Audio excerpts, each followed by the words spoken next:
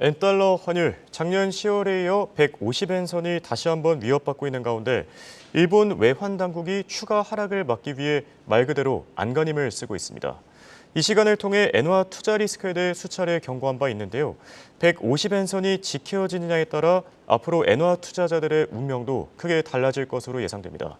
오늘은 이 문제를 다시 한번 알아보는 시간 마련해 봤습니다. 도움 말씀에 한국경제신문의 한상춘 논설위원 나와 계십니다. 안녕하십니까? 네, 안녕하십니까?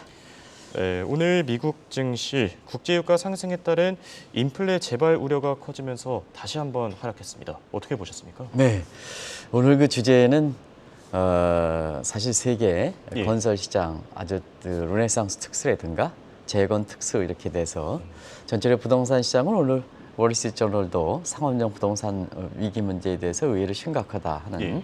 이런 쪽의 보도가 나왔습니다는 그런 문제는 계속해서 짚어왔던 문제고 조경 부동산에서 얘기해서 프래그멘테이션을 얘기했습니다는 사실 그 내년도에 사우디 같은 국가의 그 르네상스 계획이라든가 예. 그다음에 우크라이나 전쟁의 재건에 따른 이 시장 규모가 의외로 크기 때문에 사실 그 사우디라든가 재건 쪽에 강점을 갖고 있는 국내 건설사들이 이걸 어떻게 인용하느냐에 따라서 예. 한국의 경제 발전에 굉장히 큰 도움이 될 수가 있는 소지가 있어서 그렇죠. 그걸 좀 자세하게 통계를 해서 외국인들도 한국의 건설주에 대해서 오랜만에 관심을 갖고 있다 보니까 우리 내부적으로는 순살 아파트라든가 이래서 사실 그 국내 건설사 주가가 좀 많이 떨어지고 있습니다는 예. 외국인들이 국내 건설주에 관심을 갖고 있는 것도 그런 배경이거든요.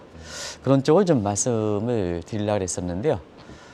사실 엔화 투자자들이 의외로 이렇게 국내 그 증권사들이 엔화 관련된 상품을 워낙 많이 이렇게 강조하는 것 같습니다. 예. 그러다 보니까 시간이 가면 글쎄 엔저가 더 되고 엔화 손실폭이 커지다 보니까 오늘 엔달러 환율이 150엔을 근접하니까 이 문제를 좀 다시 한번 얘기해달라 하는 시청자분의 요구가 있어서 예. 반복되지 않게 그동안 반복되지 않게 다른 각도로 좀 이 문제를 좀 말씀을 드리겠습니다. 예. 알겠습니다. 어쨌든 뉴욕 시장은 국제 유가죠. 근데 이제 국제 유가 문제에 대해서는 어제도 이제 말씀을 드렸고 예. 국내 언론에 이렇게 오늘 그 여러 가지 헤드라인에 많이 올라오더라고요. 보도의 그 첫 스타터 선을 이제 한국경제TV에서 끊었습니다는 또 이것이 이제 9월 이기설과 좀 연관시키는 시각이 있었습니다.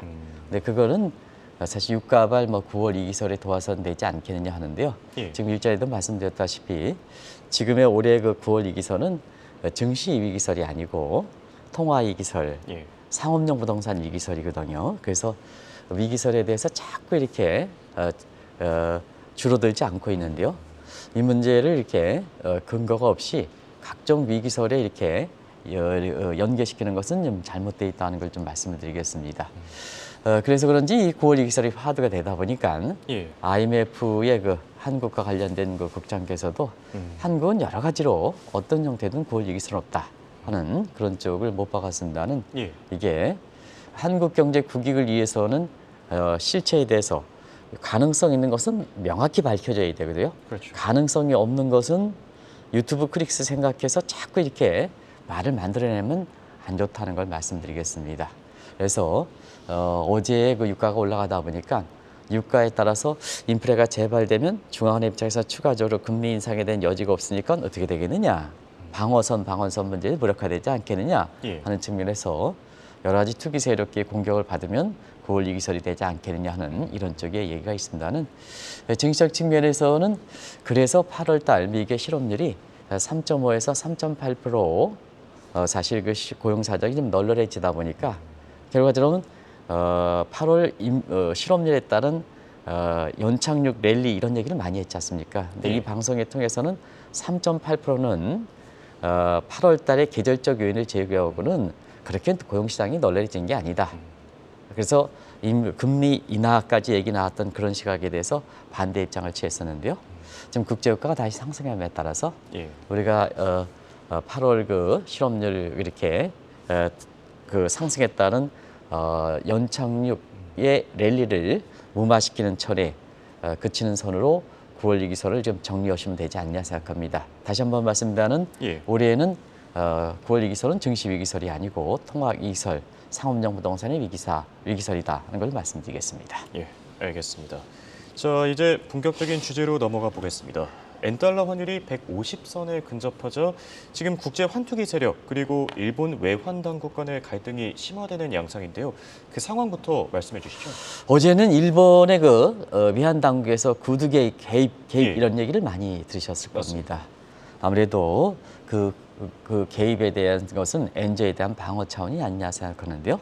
지금 국제 환투기 세력들이 위안화에 의해서 지금 엔화를 공격하고 있습니다. 지금 정영국 PD께서도 오늘 엔달러 환율이 일본의 구두 개입에도 불구하고 환율이 하락하지 않고 계속해서 올라가는 예. 이런 모습을 147.61엔으로 해서 사실 엔달러 환율이 자꾸 뚫리는 모습을 이게 보이고 있는데요. 예. 이게 국제 통화 외환 시장에서는 상당히 관심이 있는 것이 1990년대 엔화 약세 배팅했던 것이 국제 환투기 세력이거든요. 예. 이 이후로 사실 1990년대니까 몇 년 만이니까 25년 이상 됐죠? 예. 이런 만에 처음 있는 일이다 이렇게 보겠습니다. 그래서 다른 각도로 국제 환투기 세력들의 엔화 공격했던 이런 사례를 잠시 좀 말씀을 드리면 지금 상황을 엔투자들분들이 아시지 않겠냐 생각합니다. 일본의 엔달러 환율은 1985년 프라자 협정에 의해서 당시에 엔달러 환율이 260엔대에서 1995년 4월 19일 날 동경 외환시장에서 11시 7분에 79엔이 깨졌습니다. 그러다 보니까 일본 경제가 이렇게 잃어버린 10년을 겪는 상태에서 일본이 좀 숨통을 터지지 않겠느냐. 예. 그래서 그때 역프라자 협정이 나왔거든요. 역프라자 협정은 엔화 강세가 일본 경제 질러내기 때문에 사실 미국 입장이 주도가 돼서 달러 강세, 엔화 약세를 유도했던 것이 프라자 협정과 반대해서 역프라자 협정이다. 그래서 그때 당시에 미국의 재무장관이 루빈인데요. 예. 루빈 독트린이다 이렇게 부르됐습니다. 자, 그러면 국제 환투기 세력을 한번 볼게요. 예. 자, 일본이 이미 그때 당시에 제로금리 상태였었거든요. 그런 상태에서 미국이 주도가 돼서 엔화 강세에서 엔화 약세를 유도한다. 협정에 의해서. 그러다 보니까 국제 환투기 세력들이 엔화 약세에 베팅하면서 의외로 엔달러 환율이 79에서 148엔, 지금 수준과 비슷하죠? 예. 148엔 같은 겁니다. 이게 이제 1990년대에 나타났던 국제 환투기 세력의 엔화 베팅이다. 이게 다시 재현되고 있다는 얘기입니다. 그러면 사태 심각성에 대해서 아마 시청자분이 대체로 아시지 않겠냐 생각합니다. 예. 이게 단순히 일본의 통화 정책이 변경한다, 엔화가 강세된다 이런 차원의 시각이 아니다. 그만큼 상황이 어려운 상황이다 이렇게 보겠습니다. 그리고 여기에 와다네 배포인들도 버리는 상태거든요. 그 대목을 다시 한번 말씀드리면 지금 미국과 일본 간의 기준금리 차가 5.6%포인트입니다. 예. 5.6%, 560 베이시스 포인트입니다. 여기에 엔화가 골드만삭스 전망대로 155엔까지 전망되면 일본의 와다나베 부인들은 일본에서 자금을 제로로 차입해서 미국만 놓으면 저거를 계산한다면 약 8% 이상은 그대로 앉아서 먹을 수가 있습니다. 예. 그러면 그런 장사 왜 안 합니까? 그런 재테크. 그래서 지금은 국제 환투기 세력과 자국 국민인 와다나베 부인까지 다른 쪽에 엔저에 베팅하는 시각이면서 이 엔달러 환율이 147엔대 그리고 150원대에 근접하는 모습을 보이고 있다 이렇게 보겠습니다. 예. 자, 지금 일본 외환 당국이 뒤늦게 엔저 방어에 나서고 있습니다. 다만 지금의 상황을 보면 사실상 우에다 총재가 이 국제 환투기 세력에게 먹잇감을 제공한 측면이 없지 않습니까? 네, 어제는 일본 외환 당국이 이외 외환 당국 협회 중앙은행이 되겠죠. 예. 중앙은행이 이제 엔저에 추가적인 엔저를 방어를 위해서 구두 개입이라든가 이렇게 열심히 노력했는데요. 잭슨홀 미팅이 언제 끝났습니까? 8월 말이었었죠. 예. 우에다 발언. 일본은행의 외환당국의 총재께서 얘기했던 내용을 보면 일본의 외환당국에서 엔저 베팅을 위해서 시각과 더러 엇갈리거든요. 오히려 지금의 국제 환투기 세력들의 엔저 베팅은 잭슨홀 미팅에 예. 우에다 발언에서 도화선이 됐던 겁니다. 그때 당시의 발언을 다시 한번 말씀드리면 예. 일본의 물가가 지금 인플레 목표치의 2%를 하회한다. 실질적으로는 소비자 물가가 지금 3.2% 정도 수준인데 이 우에다가 왜 이게 바라는 거냐 하는 측면에서 국제 시각이 굉장히 됐거든요. 근데 그때의 물가 전망 보면 내년에는 1%로 간다. 그러면 지금은 통화 정책을 변경할 이유가 없죠. 물가가 잡히고 지금도 물가 수준이 인플레 타겟팅보다는 낮다. 예. 내년에는 자, 소비자 물가 3.2%인데 1%를 간다. 그러면 통화 정책이 굳이 변경할 이유가 없는 거죠. 그렇죠. 그래서 그때 국제 환투기 세력들의 사실 베팅하고 와타나베 부인도 그때 당시서부터 파지티브 K 트레이딩으로 일본에서 밖으로 이탈했던 거거든요. 그게 짧은 순간에 엔달러 환율이 당시에 사실 한때는 138엔까지 가다가 예. 지금은 단순간에 147엔까지 올라갔던 배경이다 이렇게 보게 됐습니다. 그다음은 시청자를 한번 보시겠습니다. 자, 어제 147엔이니까 결과적으로 보면 일본의 외환 당국은 추가 엔저 방어를 위해서 개입하는데 예. 바로 잉크가 마르기 전인 8월 말에 잭슨 미팅에 우회했다는 이런 발언을 했거든요. 그러면 총재와 일본의 외환 당국 간에 서로 엇갈린 행보를 보이고 있다. 예. 그러면 실질적으로 시장 개입이 나서고 있지만 저 시장 개입선이 엔화 투자가들이 기대하는 식으로 엔화 강세를 방향을 뒤돌려 놓는 거냐, 아니면 속도를 조절하는 거냐. 예. 엔저는 용인하되 너무 빨리 간다. 138엔에서 147엔 너무 빨리 간다. 속도를 조절한 거냐. 이렇게 시장에서 읽기가 굉장히 혼란스러웠던 얘기거든요. 예. 그런 것이 어제 일본의 구두 개입이 진정성이 사실 시장에서 비춰지지 못했던 요인이다. 이렇게 보시면 되겠습니다. 예. 사실 그런 만큼 대장성의 입장도 상당히 중요할 것 같은데요. 2차 세계대전 이후 지금 일본 경제 정책을 주도해온 대장성 패러다임 어땠는지 한번 쭉 정리해 주시죠. 네. 사실은 지금 일본의 외환당국에서 총재와 외환당국 간에 서로 갈등을 비우면 예. 그 캐스팅 보트는 누가 지느냐. 바로 일본의 자민당의 입장을 반영하는 대장성이 질 수밖에 없죠. 예. 그래서 어제 시장 개입에 정책 시장에서 있는데 혼선을 빚다 보니까 대장성 패러다임에 따라서 선호하는 게 아니냐. 그러면 대장성 패러다임은 뭘까 하는 것을 보면 N 투자자들이 사실 앞으로의 엔저 방향에 대해서 어느 정도 아실 수 있지 않냐 생각합니다. 그래서 어제 갑작스럽게 일본의 총재와 일본의 외환 당국자와 서로 엇갈린 행보를 통해서 이렇게 캐스팅 보트로 나왔던 대장성 패러다임에 좀 잠시 좀 말씀을 드리겠습니다. 요건 좀 대장성 패러다임과 미에노 패러다임에 대해서 말씀을 드렸습니다는 요게 이제 혼선을 빚을 때는 어쪽에 우위를 갈까 하는 것을 그래서 좀 길게 좀 말씀드리겠습니다.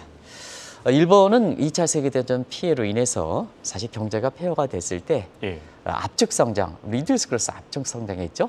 그때 우리나라의 6.25 전쟁이 끝났을 때 1953년서부터 대장성이 주도돼서 수출 주도의 압축 성장을 했습니다. 수출 주도의 압축 성장을 하다 보니까 일본의 그 정책은 엔저 정책을 취할 수밖에 없는 거죠. 예. 그래서 엔저 정책을 통해서 1979년 사실 제2차 오일 쇼크의 스태그플레이션 당시 전 세계적으로 닥쳤던 그것을 뚫을 정도로 엔저를 고양해서, 그러니까 스태그플레이션 당시에는 물가가 올라간데도 불구하고 그때 대장성 패러다임은 그것을 뚫고 엔저를, 왜냐하면 엔저를 하면 물가가 더 올라가니까 이게 그렇죠. 정책적으로 굉장히 혼란스러웠던 거거든요. 그걸 뚫고 1990년대 초반까지 이 정책을 추진했던 겁니다. 예. 네, 일본의 경제 정책은 1990년대 들어오면서 자산이 붕괴되면서 준스태그플레이션이 나타났거든요. 그래서 경기가 자산 붕괴와 함께 경기가 침체되고 물가가 거꾸로 올라가는 현상인데요. 그러다 보니까 대장성 패러다임 입장에서는 물가라는 복병이 나타났죠. 예. 그래서 자, 엔저를 통해서 계속해서 수출을 증대할 것이냐, 대장성 패러다임. 근데 물가가 올라갔으니까 물가를 잡을 것이냐. 당시에 일본행 총재가 미에노라는 사람이거든요. 예. 그래서 물가를 잡아야 된다. 요 충돌했던 겁니다. 충돌했던 겁니다. 그게 이제 잃어버린 20년 기간 동안에 대장성 패러다임과 미에노 패러다임 간의 갈등이다. 이렇게 보시면 되겠습니다. 근데 경기는 나아지지 않거든요. 예. 그런 상태에서 2012년에 아베가 다시 한번 집권했거든요. 그러다 보니까 자민당의 어떻게 보면 정치 엘리트의 3세대 입장에서는 자민당의 기득권을 갖고 있는 아베 입장에서는 일본 경제를 살려야 되거든요. 예. 그것이 뭐냐? 그것이 대장성 패러다임의 복귀 문제거든요. 그러다 보니까 그때 구로타를 이렇게 영입해서 엔저를 추진하기 위해서 마이너스 금리 정책을 추진했던 이 배경이 지금까지 왔거든요. 그런 상태에서 최근에 일본의 물가가 다시 올라가죠. 예. 일본의 물가가 올라가는 상태에서 대장성 패러다임의 선두격 행동대장이었던 구로타가 4월 8일 날 퇴임하다 보니까 우에타가 들어왔죠. 근데 물가가 다시 올라갔죠. 물가가 올라간 상태에서 우에타가 들어오니까 중앙은행 입장에서는 물가 안정을 해야 되지 않느냐. 미너 파라다임이 분할되는 게 아니냐. 이게 사실은 국내 그 증권사들이 앞으로 엔화 강세가 된다. 엔화 투자를 계속해서 권유했던 배경이거든요. 예. 근데 그때 당시에 엔달러 환율이 125엔뿐이 안 됐습니다. 근데 지금은 뭐냐? 엔화 투자를 권유했습니다는 150엔 근접하고 있습니다. 1년도 안 됐습니다. 이게 그렇거든요. 예.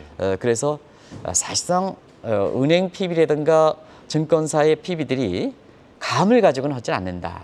이렇게 역사적인 히스토리를 갖고 일본의 경제 역사를 해야 어떤 게 권력 우위가 있는지 이런 걸 해야 종합적으로 이렇게 고객들의 돈에 그 소중한 돈을 가이드할 수 있다는 얘기입니다. 예. 마치 유행식으로 당사의 이익적인 측면에서 그냥 유행식으로 이렇게 하면 안 된다는 것을 다시 한번 말씀드리고 오죽했으면 일본에 엔화 투자하지 마십사 작년부터 건의했던 사안이거든요. 그렇죠. 근데 오늘 다른 것을 좀 반복하지 말고 다른 것을 해야 되는데요. 사실 시청자분께서 다시 한번 이것을 좀 말씀해 달라. 어제 구두 개입에서 환투기 세력과 굉장히 국제금융시장에서 이슈가 됐다 보니까 예. 이 문제를 다시 하게 되겠습니까? 그래서 정말로 이렇게 열린 지식이 시대 됐을 때는 이렇게 저도 포함해서 많은 사람을 가이드하려면 시청자분이 똑똑하고 일반 국민들이 더 똑똑합니다. 그래서 은행의 PB들이든가 그다음에 증권사의 이렇게 영업 전략에서 보면 정말로 전문적인 지식 가지고 아마 이것을 가이드해야 이와 같이처럼 재산 손실이라든가 이런 것을 방지할 수 있지 않냐는 생각이 듭니다. 예.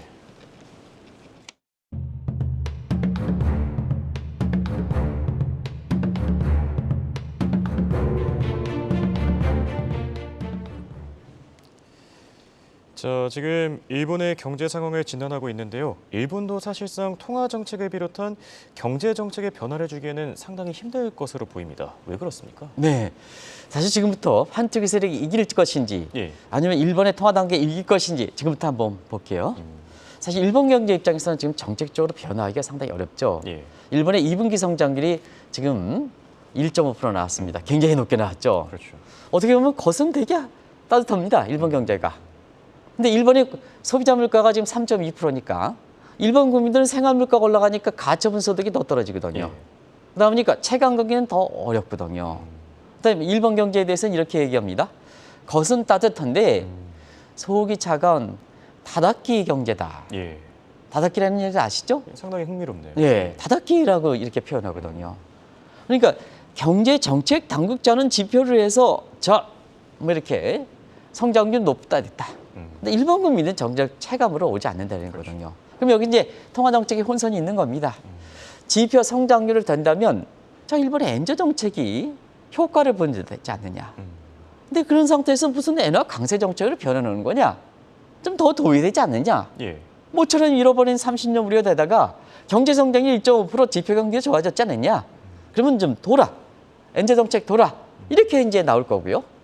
근데 체감 경기는 어렵지 않습니까? 예. 다닫기 경제에서 일본 국민들은 지금 경제 느끼지 않습니까? 그 주범이 뭐냐? 물가가 올라가는 거거든요. 그 물가가 올라가는 것이 일본 국민들 따뜻하게 한다고 본다면 자 경제 성장이 찌끔 올라가는 것보다 물가를 잡아야 된다. 그러면 중앙은행 입장에서 보면 자 엔화 강세 정책으로 도전줘야죠. 예. 그래서 정책적으로는 굉장히 이렇게 피기 어렵다는 얘기입니다. 이런 과정에서 우리나라도 과거 문재인 정부 시절에 예. 이게 프레임 이펙트라는 표현을 썼습니다. 지표 경기, 노동 분야의 지표가 좋다는 게 우리 국민 입장에서는 얼만큼 노동이 고용시장이 좋아졌는지 이게 느끼지 못한다. 근데 그때 당시에 뭐냐 상황폰을 해서 고용시장은 이렇게 해서 좋아지는데 그때 경제수석 장하성 수석이 그랬나요? 이렇게 해서 좋아지는데 왜 국민들은 고용시장이 개선되지 않느냐 그렇게 얘기하는 사람은 가짜 세력이다 가짜 세력 이렇게 했습니다. 이게 유명한 프레임 이펙트 부분이거든요. 일본도 지금 고스란히 그런 문제가 나타나고 있다는 얘기입니다. 그게 그러고요. 그래서 경제정책 변화가 굉장히 이렇게 모색하기 어렵다 하는 예. 쪽도 말씀드리겠습니다. 말씀하신 대로 지금 정책 당국자 간의 갈등이 이어지고 있는데요. 과연 일본이 엔저 방어에 성공할 수 있겠습니까? 네, 지금 펀더멘탈 여건상으로는 상당히 힘들지 않겠냐는 생각이 듭니다. 뭐 액면 그대로 따서 일본의 2분기 성장률이 예. 지금 1.5% 나왔습니다는 지금 미국 경제가 좋으냐, 일본 경제가 좋으냐, 어디가 좋습니까? 당연히 미국 쪽이죠. 당연히 미국 예. 경제가 좋은 거죠. 펀더멘탈상에는 당연히 미국 경제가 좋은 거고 마스상으로 보면 인플레 문제에 대해서 민감하게 반응하는 것이 페드지 않습니까? 그렇죠. 지금 만약에 국제유가 상승에 따라서 인플레 재발 우려한다 해도 통화정책의 변화에 있어서는 달러 강세 쪽으로 미국의 금리 인상 가능성이 사실 일본이 저렇게 20년, 30년 동안 이런 갈등 속에 엔저 정책을 일본의 마이너스 금리 정책을 모색하기 어려운 상태거든요. 그래서 통화정책의 신속성적인 측면에 마스적인 측면에서도 오히려 국제유가에 따라서 인플레 재발 우려가 난다면 미국의 통화정책이 더 매파적으로 바뀔 가능성이 있다는 얘기입니다. 예. 그러면 자 앞으로 일본의 엔달러는 어떻게 될 것이냐. 펀더멘탈 측면에서 미국이 일본보다 더 좋아. 그다음에 유가가 인플레 재발된다면 탄력적으로 자 미국이 일본보다 더 통화정책 변화를 매파적으로 변할 수 있어. 결론 어떻게 되겠습니까? 달러 강세, 엔화 약세가 되는 거죠. 그렇죠. 근데 왜 1년 전서부터 엔화 강세된다고 고객들의 돈을 유치합니까? 예. 그거는 뭐 사실 그래서 골드만삭스라든가 이런 것은 펀더멘털과 마스를 요인을 반영해서 엔달러 환율이 155엔까지 간다. 근데 이걸 기폭적으로 해서 글로벌 인베스트뱅크들은 지금 엔달러 환율의 앞으로의 전망치를 속속 상향 조정하고 있다. 예. 상향 조정하는 것은 달러 강세, 엔화 약세다. 이렇게 보시면 되겠습니다. 네. 그리고 방금 얘기해 주신 골드만삭스의 전망치에 무게가 실리는 이유. 지금 최근 달러 가치가 다시 한번 오르면서 지난 3월에 발표됐던 달러 임페리얼 서클에 이 뒤늦게 관심이 모이고 있지 않습니까? 네, 지금 페드의 인사들이라든가 내부의 인사들이라든가 예. 파월 의장이 지금 오락가락하다 보니까 지금 페드에서 통화 정책일 때는 제3자에 해당되는 뉴욕의 윌리엄스 총재의 얘기가 더 지금 주목되고 있죠. 뭐 예. 중립금리 발행이라든가 다 이분의 얘기 통해서 나오고 있고 월가에서 보면 파월보다도 윌리엄스의 얘기 나오고 있죠. 그런 과정에서 이제 지금 최근에 달러 가치가 사실 저렇게 7월 17일 날 99엔대에서 지금 야금야금 올라서 104엔대로 재상승하다 보니까 뉴욕 연준에서 3월 초에 올해 3월 초에 이렇게 보고서로 나왔던 The Dallas Imperial Circle이라는 이 대목이 다시 한번 부각되고 있다고 됐습니다. 예. 내용은 사실 올해 3월 달에 이 얘기 나왔을 때 한번 말씀드려서 그렇죠. 달러 임페리얼 서클 문제, 이 문제가 논의되는 배경에 대해서 엔하트, 그때 당시에도 엔하 투자자한테 주목하실 필요가 있다는 걸 말씀드렸습니다. 그때 달러 임페리얼 서클이라는 것은 달러 강세, 엔화 약세가 되는다는 얘기거든요. 예. 근데 왜 이렇게 엔화 투자에 대해서 많은 상품이 더더구나 우리가도 얘기했습니다. 홍행코도 직전에 이렇게 엔화가 약세되는데 오늘 미국의 국채도 더 올랐죠. 오늘 미국의 국채 4.3%까지 다시 올랐죠. 그렇죠. 이런 단계에서 홍행코도 왜 국내 증권사들이 그것도 대형 증권사가 엔화를 해가지고 미국의 국채를 투자하려 하느냐 예. 이렇게 이해를 못하겠다고 말씀하셨지 않습니까? 그렇죠. 예. 바로 그런 대목이 지금 연출되고 있다고 됐습니다. 예, 알겠습니다. 그렇다면 결론을 맺어보겠습니다. 엔화 투자자분들을 위한 조언 전해주시죠. 엔화 강세가 되기가 이렇게 쉽지 않은 환경이다 하는 걸 말씀드리겠습니다. 예. 일본의 통화 당국자도 혼선, 그다음에 일본의 정책 당국자도 사실 지금의 상태에서는 쉽게 엔저 정책을 포기할 수 있는 상황이 아니고 일본 내의 문제가 아니더라도 미국과 그다음에 일본의 경제 여건을 보더라도 엔화가 그렇게 강세로 돌아서 엔화 투자하시는 입장에서 돈을 벌 수 있는 환경이 그렇게 쉽지는 않다고 보이됐습니다. 예. 지금 다른 투자의 투자선이 많습니다. 내일 건설과 재건과 르네상스 관련돼서 딱 거기에 한 달만 투자하더라도 일본 엔화 투자하는 거 있잖아요. 예. 한 3년 투자한 것보다 높은 수익이 나올 수가 있습니다. 내일 집중적으로 말씀드릴게요. 근데 이거 가지고 국민들이 지금은 달러에 의해서 많은 어렵게 돈 번 거 가지고 유로를 제치고 엔화 예금 잔고가 이득이 될 만큼 돈을 이렇게 많이 넣는 것은 지금까지도 한 200원 정도 손실을 받았었고 예. 앞으로 쉽게 회복되지 못한다는 것을 다른 각도에서 오늘 다시 한번 말씀드렸습니다.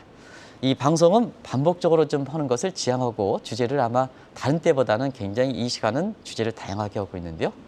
시청자의 문의사항이 있어서 다른 각도로 얘기하고 있지만 사실 반복되는 내용이 있다 하면 시청자분들께 다시 한번 양해를 구하겠습니다. 예, 알겠습니다. 이렇게 오늘은 엔화 가치를 주제로 얘기 나눠봤습니다. 지금까지 도움 말씀에 한국경제신문의 한상준 논설위원이었습니다. 대화 고맙습니다. 네, 고맙습니다.